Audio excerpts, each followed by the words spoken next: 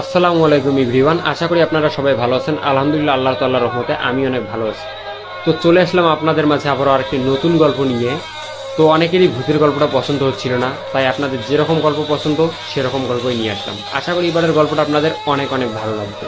তো এবারের গল্পটির নাম হচ্ছে মিথ্যা অপবাদে অপরাধী। তো চলেন গল্পের পার্ট 1 শুরু করা যাক।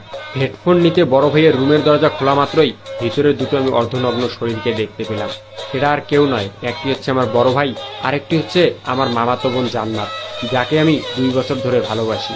জান্নাত তো আমাকে অনেক অনেক ভালোবাসে, কিন্তু আমি কখনো কল্পনাতেও ভাবতে পারিনি সে এরকম কাজ করবে। আমাকে দেখা মাত্রই ভাইয়া ও জান্নাত কাপড় পরা শুরু করে দিল। তারা লজ্জায় কথা বলতে পারছে না। হয়তো আমি এমন সময় এভাবে আসবো এটা তারা কখনো আশা করেনি। আমি বলতে লাগলাম, সি ভাইয়া সি, তুমি এরকম একটা কাজ করলে, তোমার লজ্জাও করলো না? আমার তো তোমাকে ভাইয়া বলতেই ঘৃণা হচ্ছে। তুমি এটা কিভাবে